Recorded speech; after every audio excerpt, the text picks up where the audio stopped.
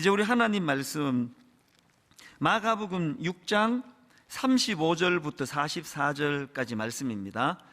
마가복음 6장 35절부터 44절까지 오늘도 다 자리에서 일어나셔서 하나님의 말씀을 받들어 올리도록 하겠습니다. 마가복음 6장 35절 제가 먼저 있습니다. 때가 저물어 가매 제자들이 예수께 나와 여짜오되 이곳은 빈들이요 날도 저물어 가니 우리를 보내어 두루 촌과 마을로 가서 무엇을 사 먹게 하옵소서. 대답하여 이르시되 너희가 먹을 것을 주라 하시니 여짜오되 우리가 가서 200데나리온의 떡을 사다 먹이리까. 이르시되 너희에게 떡 몇 개나 있는지 가서 보라 하시니 알아보고 이르되 떡 5개와 물고기 2마리가 있더이다 하거늘 제자들에게 명하사 그 모든 사람으로 때를 지어 푸른 잔디 위에 앉게 하시니 때로 100명씩 또는 50명씩 앉은지라. 예수께서 떡 5개와 물고기 2마리를 가지사 하늘을 우러러 축사하시고 떡을 떼어 제자들에게 주어 사람들에게 나누어 주게 하시고 또 물고기 2마리도 모든 사람에게 나누시매 다 배불리 먹고 남은 떡 조각과 물고기를 12바구니에 차게 거두었으며 떡을 먹은 남자는 5,000명이었더라. 아멘. 자리에 앉아주시기를 바랍니다. 제가 간혹 인간이 가진 편견이나 선입견에 대해서 설명할 때 이 확정 편향이라는 용어를 가지고 설명할 때가 있지 않습니까? 이 확정 편향이라는 거는 한마디로 말하면 자기 생각과 일치하는 정보에만 주목하고 그 외의 정보는 무시하는 사고방식, 이걸 이제 확정 편향이라 그러는데 쉽게 말하면은 듣고 싶은 것만 듣고 보고 싶은 것만 보는 태도, 이거 확정 편향이라 그럽니다. 사람들이 왜 이런 태도를 취하는가? 전문가들 얘기 딱 한마디입니다. 왜 확정 편향 이런 태도를 취하는가 하니까 자기 생각이 틀렸다는 것을 인정하고 싶지 않은 본능 때문이라는 겁니다.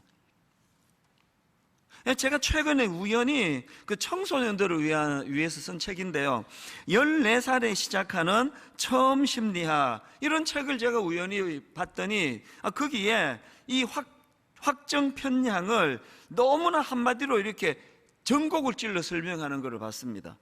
확정 편향이 뭐냐? 내 말이 맞잖아.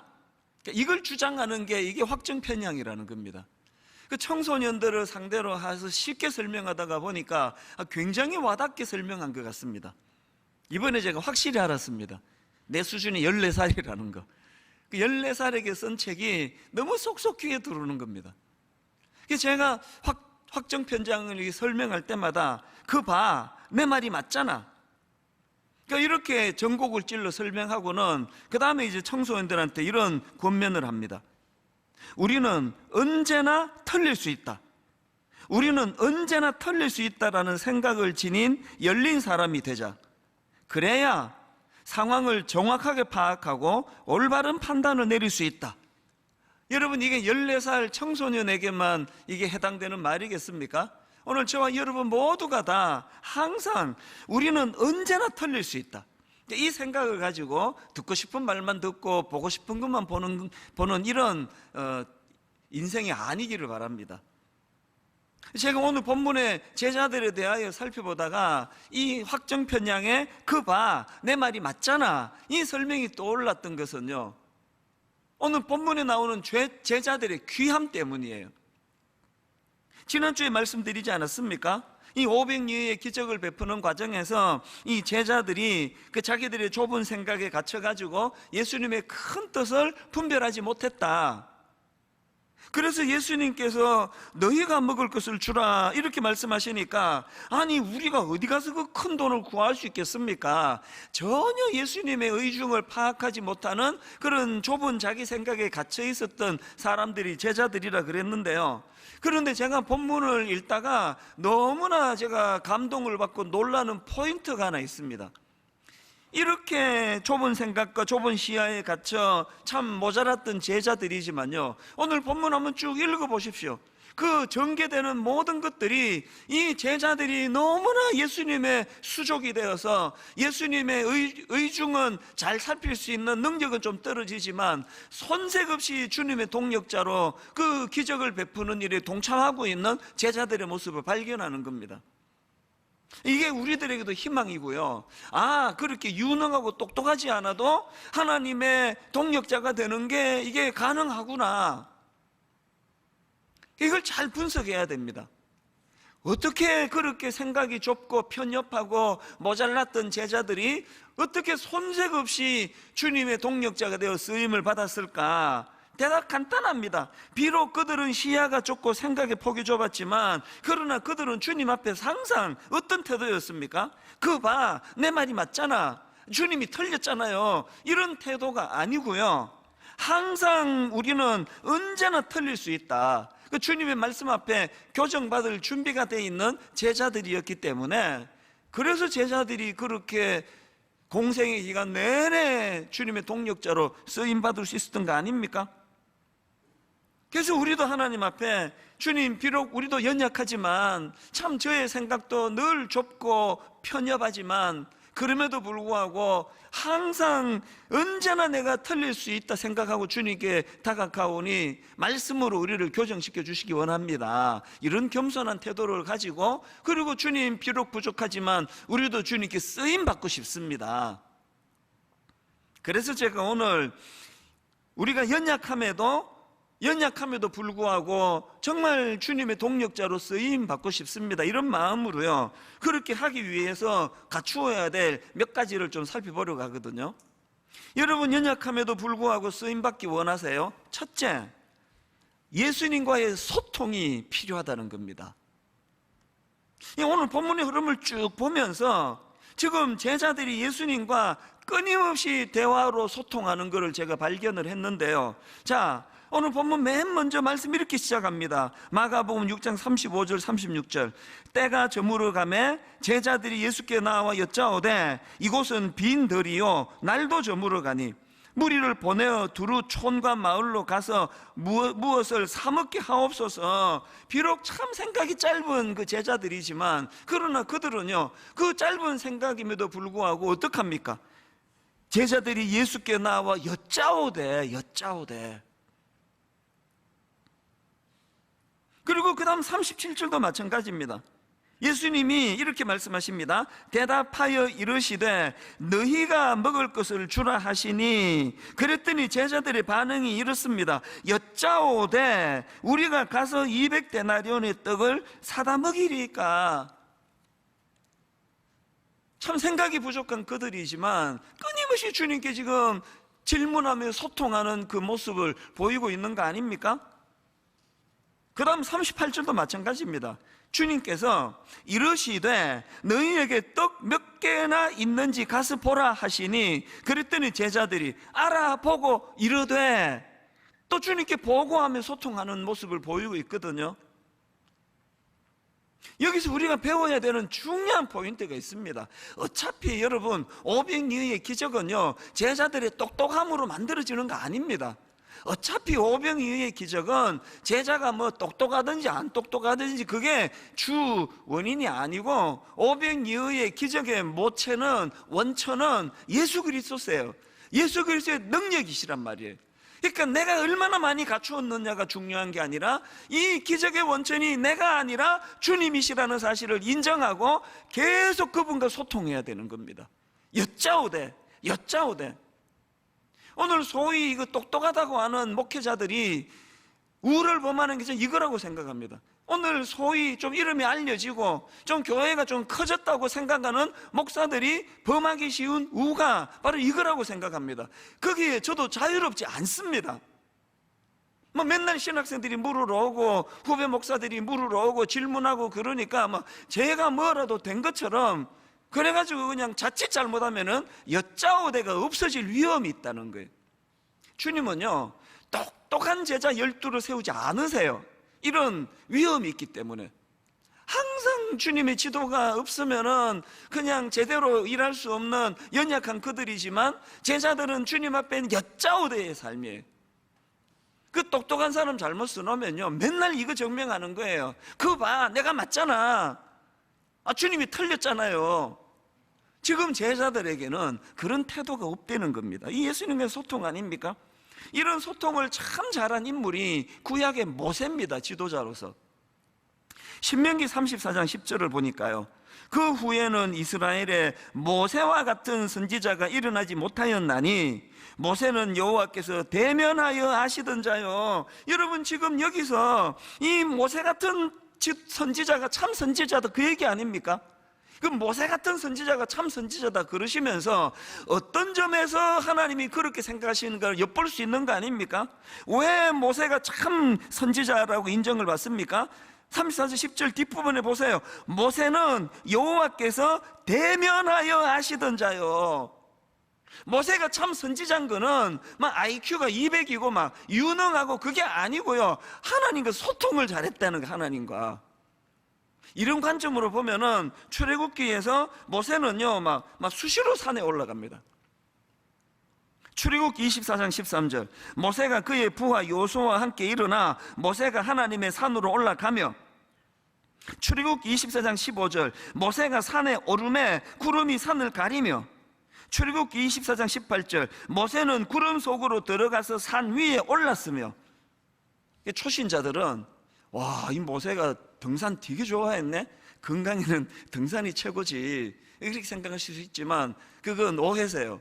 모세가 이렇게 빈번하게 산을 오른 이유를 출애굽기 24장 16절에서 설명하고 있습니다. 출애굽기 24장 16절, 여호와의 영광이 시내산 위에 머무르고 구름이 엿새 동안 산을 가리더니 일곱째 날에 여호와께서 구름 가운데서 모세를 부르시니라. 왜 모세가 산을 그렇게 빈번하게 찾았는지 아시겠죠? 소통이에요. 이 하나님과의 소통. 이런 모세다 보니까 출애굽기 33장 11절, 사람이 자기의 친구와 이야기함 같이 여호와께서는 모세와 대면하여 말씀하시며. 정말 부러운 대목 아닙니까? 얼마나 주님과의 소통이 잘 일어났으면 사람이 자기 친구와 이야기함 같이 그 친밀함을 가지고 하나님과 교제가 이루어지고 있다는 거예요. 이런 모세의 모습이 왜 중요한가 하면은요, 그 결과를 보십시오. 출애굽기 34장 29절 세 번역으로 읽어드릴게요. 모세가 두 증거판을 손에 들고 시내산에서 내려왔다. 그가 산에서 내려올 때에 그의 얼굴에서는 빛이 났다. 왜 얼굴에 빛이 났느냐? 주님과 함께 말씀을 나누었으므로. 그의 얼굴에서는 빛이 났다. 주님과 함께 말씀을 나누었으므로 얼굴에서 그렇게 빛이 났으나 중요한 거, 모세 자신은 전혀 알지 못하였다. 오늘 우리 인간의 교만이 뭡니까? 나 얼굴이 핀다지 지금. 내 얼굴에 좀 광채가 나지 않아? 진짜 영성은요, 그 사실을 자기가 모르는 영성입니다. 제가 수많은 목사님들을 만나는 사람 아닙니까? 큰 교회 목사님, 작은 교회 목사님 두루두루 만나면서 내가 내린 결론은요, 얼굴에 광채가 나, 영적으로 말해요, 얼굴에 광채가 나는 사람은 큰 교회 목사님 중에도 있지만 내 경험상 대부분이 작은 교회 목사님들이에요. 그리고 그분들은 자기가 영적으로 얼마나 빛나는 존재인지를 몰라요. 이 세상의 그 기준 때문에. 그래서 제가 작은 교회 목사님을 만나면 종종 이런 말씀을 하세요. 아이고, 작은 교회 하는 나 같은 게 뭘 알겠습니까? 작은 교회 하는 내 주제에. 그건 자기를 몰라서 그런 거예요. 하나님은요, 큰 교회 작은 교회로 기준을 보시는 게 아니에요. 그 목사가 하나님과 얼마나 소통이 이루어지느냐, 얼마나 하나님과 교제가 이루어지느냐, 그 기준으로서 그 영적인 충만함이 나타나기 때문에 큰 교회 목사님들은 항상 두려워해야 돼요. 이게 그냥 그래서 한때는 제가 저를 별명 짓기를, 저는 카푸치노 커피라고 지었습니다. 카푸치노 커피 아시죠? 막 거품이 무성해가지고요, 후 불면은 실제로는 그 3분의 1밖에 없습니다. 이 큰 교회 목사들이 자칫하면은 그렇게 거품으로 무성돼서 사실은 그 거품인데 자기를 막 엄청나게 대단한 줄로 아는. 그래서 제가 언젠가 오래전에 우리 친구 목사님들 그 얘기했더니 버럭 화를 내면서, 당신이 그렇게 향기롭단 말이야? 그래서 내가 졌다 그랬죠. 그게 그런 뜻이 아닌데, 여러분, 큰 교회 작은 교회, 뭐 큰 사업체 작은 사업체, 뭐 지혜로운 사람 덜 지혜로운 사람, 그 기준이 아니고요. 하나님 앞에서 인간의 기준은 딱 하나예요. 얼마나 주님과 소통이 일어나는가, 얼마나 그분과 대면이 이루어지는가. 우리는요, 산까지 안 찾아가도 돼요. 직장에서 힘드세요? 눈 감고 주님을 의지하면 거기가 산이에요. 모세가 찾았던. 몇 번 말씀드렸지만 개척 초기에 저의 부족함 때문에 너무 목마름이 많았을 때 아무도 없는 불 꺼진 이 본당에 앉아서 참 눈물을 흘리며 하나님 껴내를 구했을 때, 그게 바로 아까 모세가 찾았던 그 산이란 말이에요. 산. 여러분, 부탁드립니다. 직장에서, 가정에서, 삶의 현장에서 참 무거운 여러 가지 일들 때문에 힘드시다면 모세가 찾았던 그 놀라운 하나님과의 대면하는 장소를 주님이 만들어 주시는 거 기억하시기를 바라요. 그리고 뭐 잠깐 눈을 감으면 이 세상으로부터 격리가 돼요. 제 경험상 해보니까 그렇더라고요. 잠깐 눈을 감고 그분을 묵상하는, 그래서 주님과 참 대면하며 교제하는 일, 그분과 소통하는 일. 그래서 참 모세가 하나님 앞에 받았던 평가처럼요, 사람이 자기의 친구와 이야기함 같이 그렇게 하나님과 소통이 이루어지는 그런 성도님들 되시기를 바랍니다. 이게 첫 번째 조건입니다. 그런가 하면 쓰임받기 위한, 부족함에도 쓰임받기 위한 두 번째 조건이 뭐냐? 절대 순종이에요. 내 생각도 이렇고 또 주님이 시키시는 것도 또 그것도 뭐 이해가 되는 건, 그건 그냥 순종이고요. 내 생각엔 이게 아닌 것 같은데, 이렇게 시키시면 안 되는 것 같은데 순종하는 게, 그게 절대 순종입니다. 오늘 본문의 제자들의 귀함이 바로 그 모습이거든요. 본문 39절에 보니까 제자들에게 명하사 그 모든 사람으로 때를 지어 푸른 잔디 위에 앉게 하시니, 그랬더니 40절, 제자들이 그 말씀에 순종해서 때로 100명씩 또는 50명씩 앉은지라. 이게 왜 대단한 건지 아십니까? 한번 상상을 해보세요. 그 많은 군중들에게 자 이제 50명씩 100명씩 자 이제 군을 이루어서 앉아보세요 이러면은 그게 지금 무슨 메시지예요? 먹을 거 주겠다는 이야기 아닙니까? 먹을 거 줄 수 없으면 다 이제 집으로 가세요 그러는데 앉으라는 거예요. 그런데 그 명령을 받은 제자들은 다 알거든요. 먹을 게 없다는 걸. 지금 예수님 손에 물고기 2마리, 보리떡 5개밖에 없대. 어린애 도시락, 그 물고기도 뭐 멸치 같은 조그마한 고기였겠죠. 아무 준비가 안 됐는데 막 군중들에게 이 기대심을 불러 이렇게 해가지고 이제 뭐 먹을 거 주나 보다 하고 뭉수 앉았는데, 이 나중에 끝까지 안 주면은 욕 엄청 얻어먹을 텐데, 또 군중 심리는 또 굉장히 파괴적이잖아요. 이거 뭐 두들겨 맞을지도 모르는데. 제가 왜 절대 순종이 주님의 동력자로 쓰임받는 기준이라고 했는지 아시겠죠? 순종한 거예요. 오병이어가 그래서 가능했던 거 아닙니까? 제자들이 이 군중을 다 흩어버리면,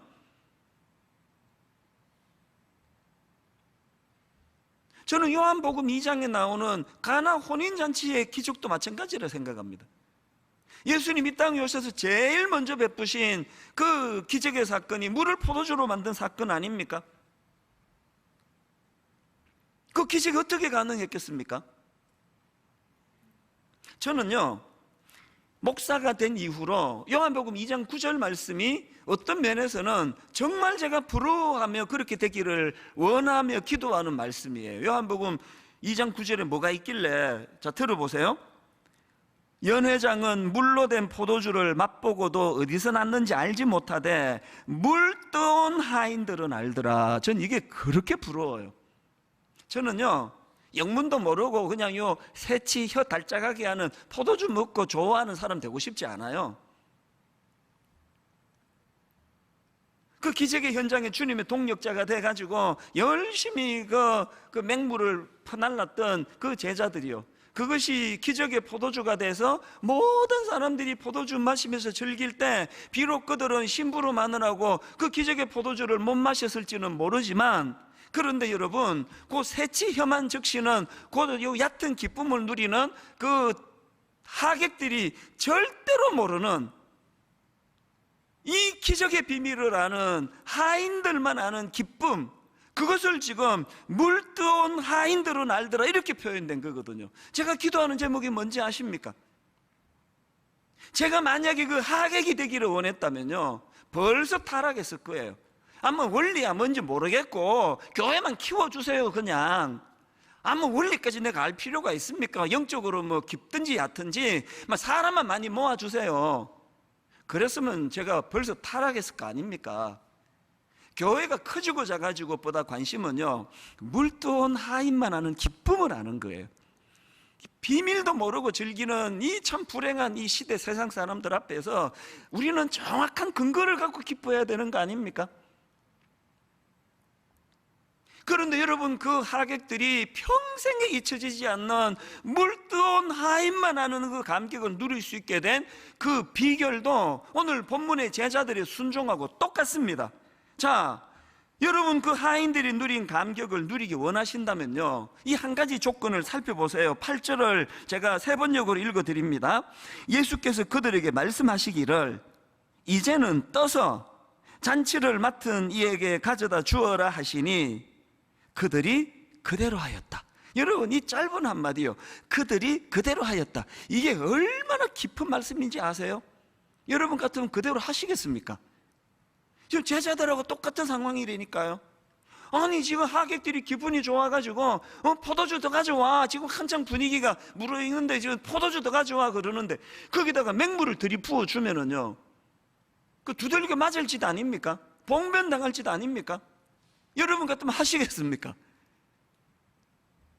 안 할 것 같은데, 다 할 것 같은 표정을 짓고 있어서 너무 감사합니다만 안 할 것 같은데. 여러분, 평생에 잊혀지지 않는 그 추억의 날을 그 하객들이 꿈도 못 꾸는 물뜨온 하인만 알더라는 기쁨을 누리게 된 비결을 여러분도 맛보고 싶으시다면요, 절대 순종이에요. 이거 아닌데, 이거 맹물 부어갖고는 이거 욕먹을 텐데. 저는 우리 부교역자들에게 종종 얘기해요. 당신 생각이 너무 많다, 내가 보니까. 생각 너무 복잡하다. 종들은 단순해야 그게 조건이야. 생각이 복잡한 건 주인이지. 주인이 복잡한 거지. 종이 뭐가 복잡해요? 서라 그러면 서고, 가라 그러면 가고, 앉아라 그러면 앉고, 그게 종인데 우리 목사들이 생각이 너무 복잡하면 안 돼요. 제가 사실 정신적인 건강을 유지한 비결이 바로 이거거든요.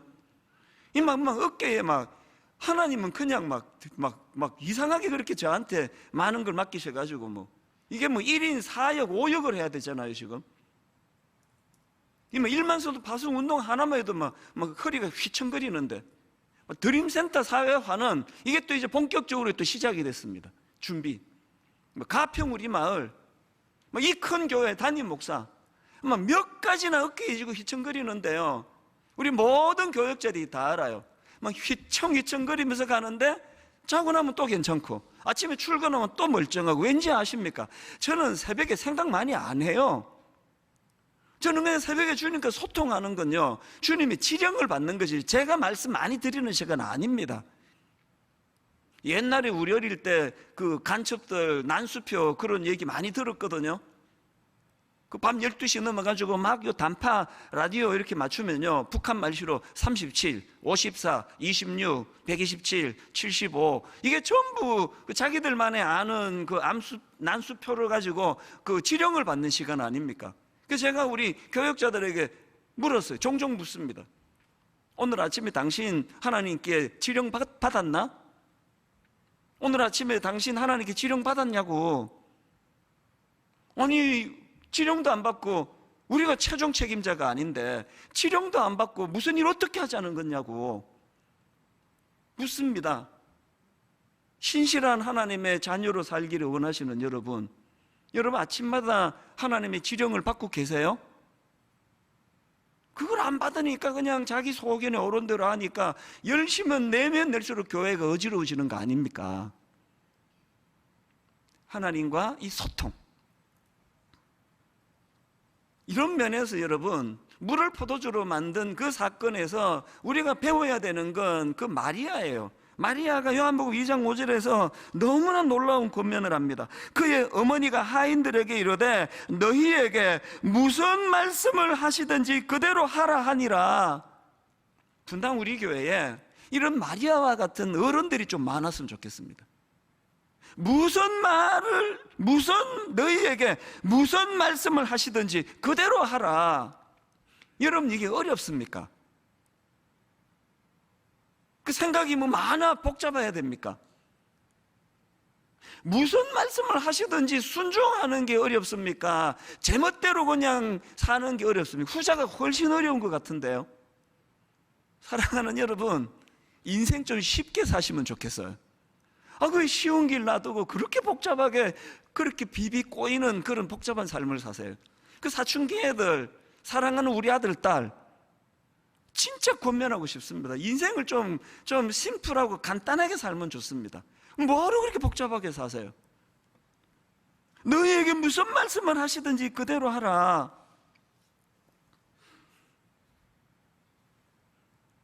분당 우리 당의 장로님들 만만치 않거든요. 전부 하여튼 믿음도 좋으시고 대단해요. 그래서 제가 이렇게 안건을 내면요, 요모조모 다 잘 따지세요. 또 이제 또 편차가 좀 있지만, 한 번은 연말에 12월 32일 날 드리는 송구 영신 예배를 드리고요, 이제 쭉 저기 성도들한테 인사하려고 이제 쭉쭉 걸어 나가니까, 그래서 문 앞에서 기다리셨는지 우연히 마주치셨는지 그 당의 시무 장로님이 저보고 이제 연말이니까 이런 말씀을 하세요. 목사님 계속 그렇게 반대하고 그래서 죄송합니다 그러시더라고요. 그래서 제가 뭐라고 응수한지 아십니까? 무슨 말씀을요? 그게 장로님 역할이세요. 장로님이 그렇게 반대 안 해주시면 당회 안에서 제가 바깥에 나가서 엄청난 수치를 당할 거 아닙니까? 그래서 장로님 오히려 부탁인데요, 더 철저하게 좀 반대해 주세요. 그랬더니 그분이 안심하고 이제 계속 반대하시면서 그렇게 당회가 너무나 오늘 이렇게 잘 됐거든요. 이게 농담이 아니에요. 당회에서 그거를 안 걸러주면요, 제가 진짜 그 안티들 앞에서, 원수들 앞에서 말로 다 할 수 없는 수치를 당할 거예요. 그래서 여러분, 사람은요 자꾸 제동을 걸어줘야 돼요. 근데 여러분 지금 거꾸로 지금 살고 계시는 거 아닙니까? 사람한테는 눈치 본다고 바른 소리 못 하시고 맨날 하나님한테만 지금 딴지 걸고 계시는 거 아닙니까? 그래서 인생이 베베 꼬이는 거예요. 사람한테는 거침없이 반대하고 충고하고 하시고요, 하나님께는 경청하시고 순종하셔야 돼요. 이 순서가 지금 이게 거꾸로 돼 있으면 곤란합니다. 마지막 세 번째, 우리가 연약함에도 불구하고 쓰임 받으려면 선행감사. 그냥 감사는 세상 사람들 다 하고요, 믿는 우리만 할 수 있는 게 저는 선행감사라 생각합니다. 왜? 이게 출처가 예수님께로부터 온 거거든요. 자, 오늘 본문을 보세요. 41절.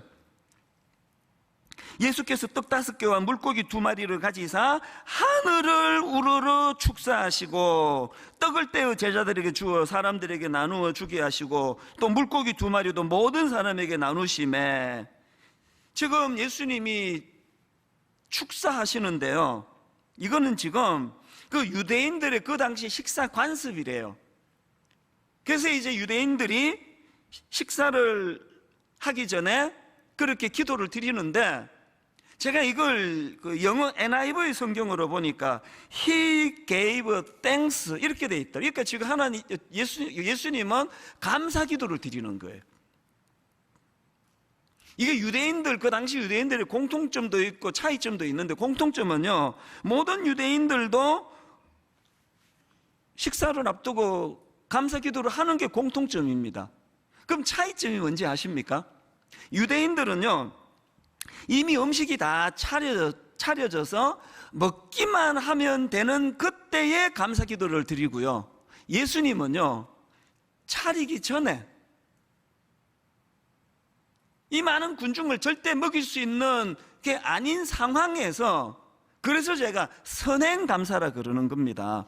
슬로우 처치라는 책에 보면은요, 이 교회가 현대인들에게 이 하나님 나라의 풍성함을 제대로 증언할 수 있기 위하여 몇 가지 훈련을 해야 되는데, 그 중에 하나가 감사 훈련이라 그럽니다. 그 내용을 한번 들어보세요. 감사 훈련이 뭐냐? 제자들이 자신들의 결핍에 집중하고 있을 때, 제자들이 자기들의 결핍에 집중하고 있을 때, 예수님은 그들이 이미 소유하고 있는 것에 집중하셨고, 그리고 예수님은 작지만 이미 가지고 있는 것에 대해 먼저 감사를 드렸다. 이해가 되세요?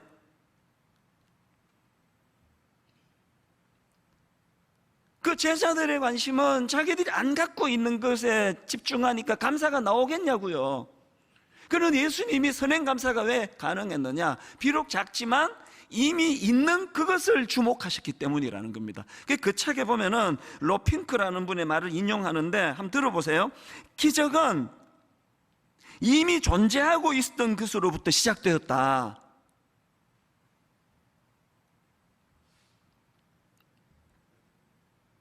제가 개척을 처음에 하고는 많이 두려웠거든요. 어른 목회도 해본 적이 없고, 또 제가 갖고 있지 않은 결핍된 많은 것들이 이제 이게 마음에 두려움이 되더라고요. 그래서 본당에 와서 울기도 많이 울었다 그랬잖아요. 요새는 안 울어요. 그리고 그것 때문에, 내가 안 갖춘 것 때문에 갈등 없습니다. 왜?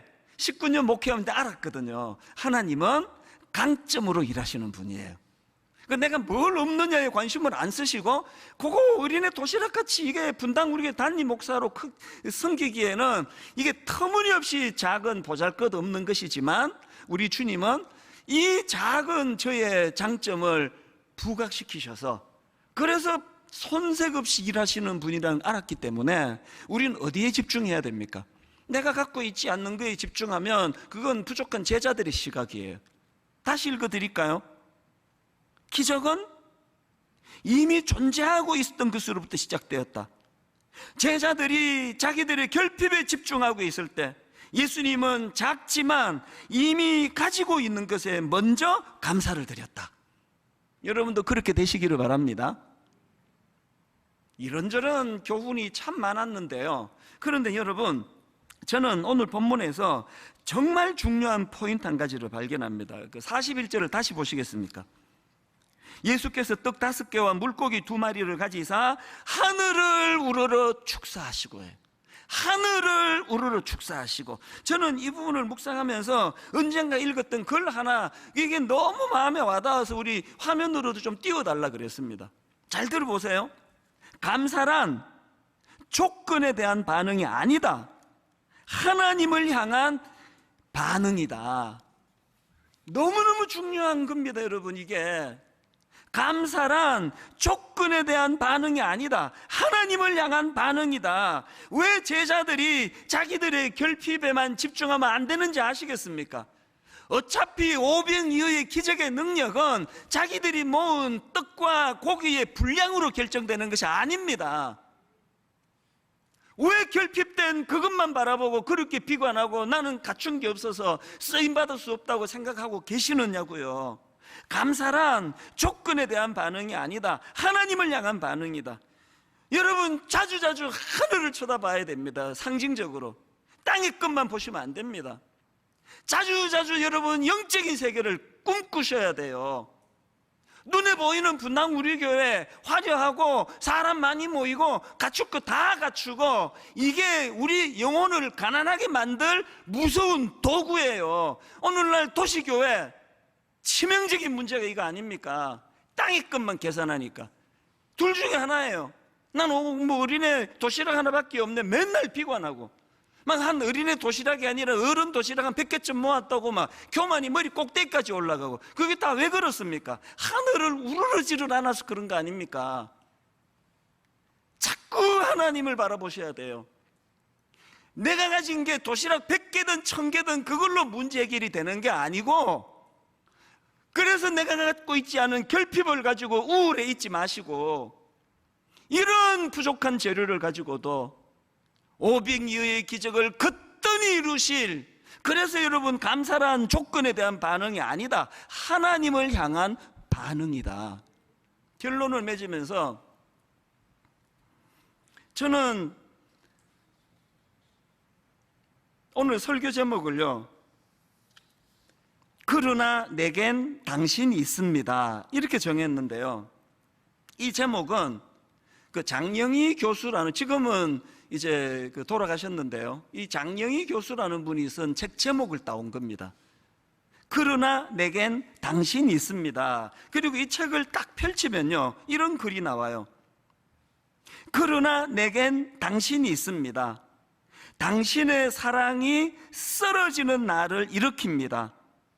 나를 사랑하는 이가 이 세상에 존재한다는 것, 그것이 내 삶의 가장 커다란 힘입니다.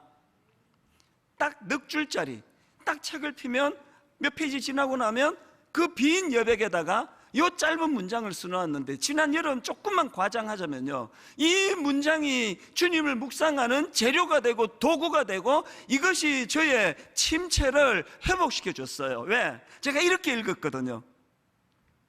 그러나 내겐 주님이 있습니다. 주님의 사랑이 쓰러지는 나를 일으킵니다. 나를 사랑하는 이가 이 세상에 존재한다는 것, 그것이 내 삶의 가장 커다란 힘입니다. 그래서 오늘 설교 제목이 그러나 내겐 당신이 있습니다예요.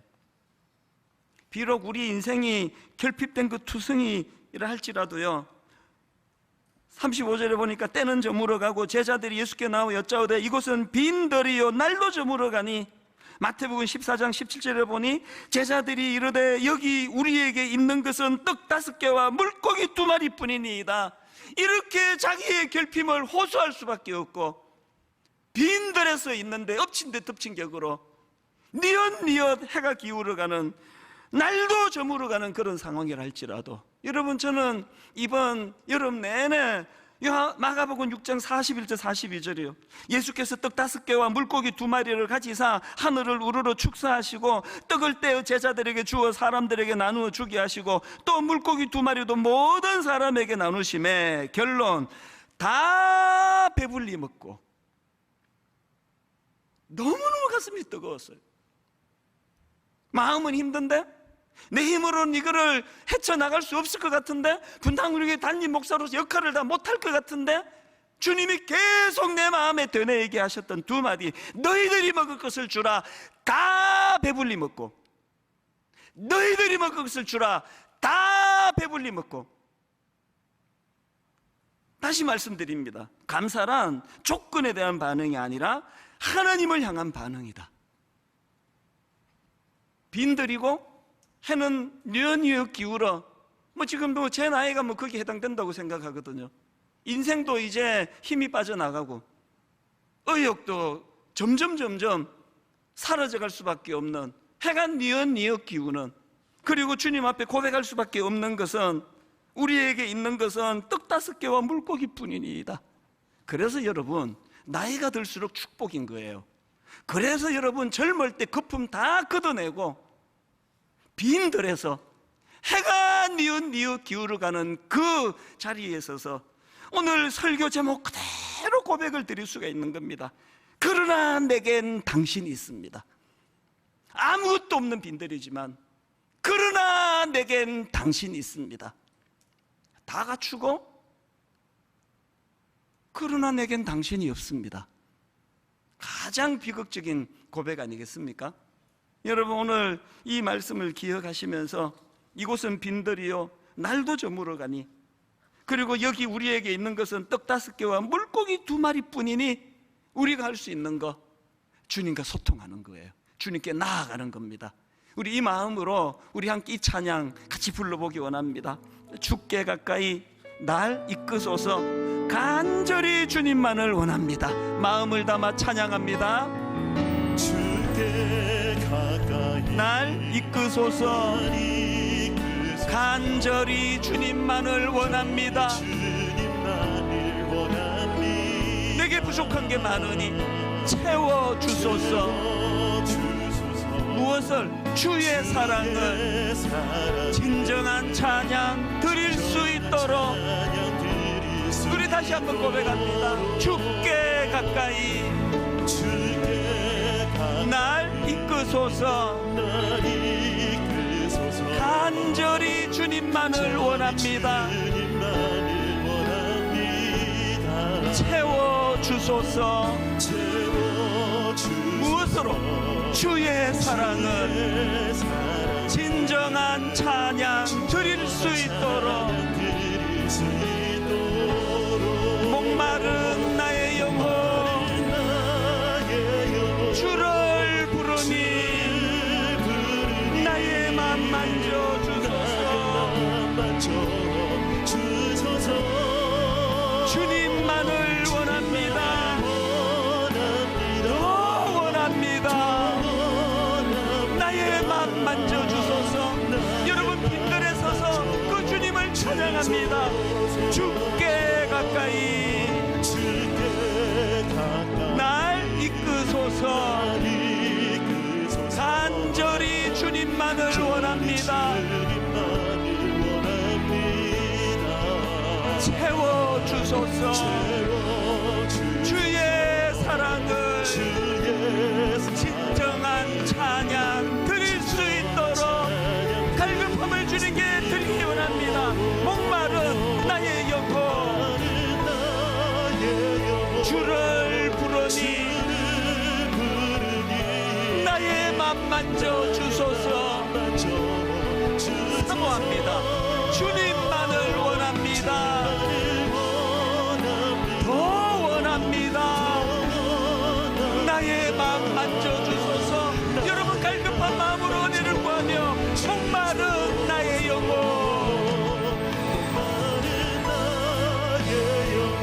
주를 부르니 나의 맘 만져주소서. 주님만을 원합니다. 원하되 더 원합니다. 나의 맘 만져주소서. 오 주님 채우소서.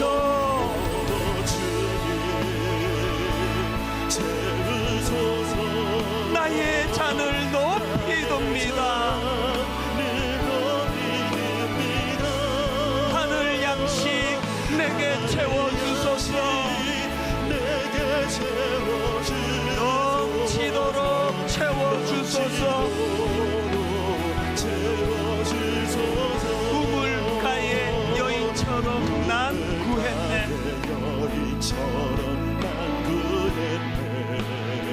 헛되고 헛된 것들을 그때 주님 하신 말씀 내 세매와 생수를 마셔라. 여러분 다시 한번 절박한 마음으로 우물가의 여인처럼 난 구했네.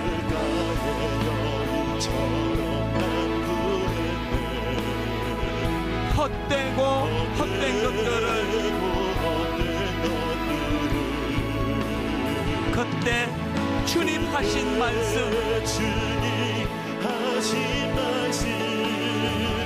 내 세매와 생수를 마셔라. 갈망합니다. 오 주님 채우소서. 나의 잔을 높이 듭니다. 하늘 양식 내게 채워주소서.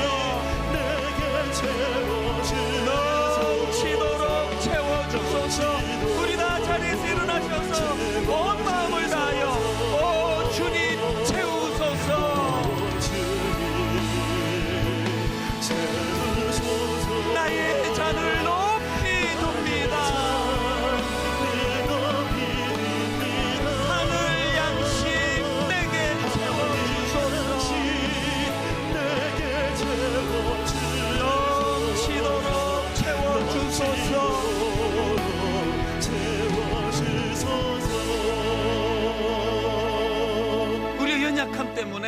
내치지 않으십니다. 한번 주님 쓰임받는 인생이 되기를 원합니다. 기도하신다면 이제 하나님 딴 데 욕심 부리지 말고 정말 주님과 소통하며 주님과 대화하며 주님의 명령 지령을 받으며 살기 원합니다. 그런가 하면 주님 절대 순종. 우린 그동안 내 생각이 너무 많았습니다. 아버지 절대 순종. 그런가 하면 하나님 선행하는 감사. 이미 다 결과 풍성한 거 보고 감사하는 거, 그 세상 사람들 다 하는 거예요. 아버지 지금 내 생각으로는 그저 보리떡 5개, 물고기 2마리밖에 없지만 오늘 설교 제목을 잊으시면 안 됩니다. 그러나 내겐 당신이 있습니다. 그러나 내겐 당신이 있기 때문에 이 결핍된 상황에서도 선행하는 감사가 가능한 줄 믿습니다.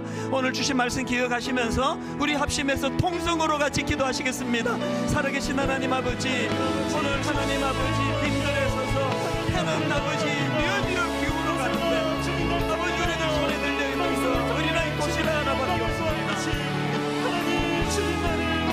허무해지기 싫고 결핍으로 인해 아버지 아픔을 느끼기 쉬운 상황입니다. 오래 주님을 사랑하며 섬겨왔던 우리 귀한 브라보시니어 행복한 모임, 우리 귀한 어른들에게 하나님 지금이야말로 그러나 내겐 주님이 계십니다. 그러나 내겐 주님이 계십니다. 아버지 절대로 위축되지 않는 주님의 자녀들이 되도록 인도하여 주시기를 원합니다. 한 번뿐인 인생 의미 없고 가치 없이 살고 싶지 않습니다. 한 번뿐인 인생 제대로 쓰임받기를 원합니다. 한 번뿐인 인생 생각도 짧고 부족한 것이 많지만 오늘 본문의 제자들처럼 한번 쓰임받기를 원합니다. 오베니어의 기적을 맛보기 원합니다. 물떠온 와인과 나는 놀라운 비밀을 경험하기를 원합니다. 이익을 위하여 주님과 끊임없이 소통하기를 원합니다. 주님과 교제하기 원합니다. 아버지 주님과의 교제에 목마른 인생 되기 원합니다. 그런가 하나님 절대 순종의 자리로 나가기 원합니다. 여호수아가 또 백성에게 이르되 너희는 자신을 성결하게 하라. 여호와께서 내일 너희 가운데 놀라운 일들을 행하시리라. 하나님, 우리가 거룩을 회복하는 유일한 비결이 있다면 내일 행하실 놀라울 하나님의 능력을 신뢰하는 것입니다. 우리가 할 일은 땀을 뻘뻘 흘리면서 그렇게 내 힘으로 만들어가는 것이 아니라 그저 하나님이 원하시는 거룩을 추구하며 주님과 대면하고 주님과 소통하며 늘 주님 가까이 교제하는 자에게 주시는 그 아름다운 거룩이 회복되는 인생이 우리의 목표가 되어야 되는 줄로 믿습니다. 내일 크고 비밀한 일, 내일 너희 가운데 놀라운 일을 행하시리라. 이 말씀을 붙잡고 하나님, 눈으로 보여지는 우리의 현실은 해는 기울어져 가는데 이곳은 빈들이요 날도 저물어 가니 여기 우리에게 있는 것은 떡 5개와 물고기 2마리 뿐이니이다. 이렇게 고백할 수밖에 없지만 오히려 그렇기 때문에 주님, 그러나 내겐 주님이 계십니다. 이 한마디 고백으로 아버지 우리의 우울했던 그 어두운 마음들이 어떻게 물러가게 되는지를 이것을 맛보고 경험하는 그런 이번 한 주간 되도록 은혜 주시고 오늘 주신 말씀의 능력이 한 주간 내내 우리를 견인하는 능력이 됨을 경험하는 귀하고 복된 한 주간 되도록 인도하여 주시옵소서. 지금은 미디어 선교를 위한 헌금 시간입니다. 이 예배를 통해 삶 가운데 은혜와 회복이 충만하시기를 간절히 기도합니다.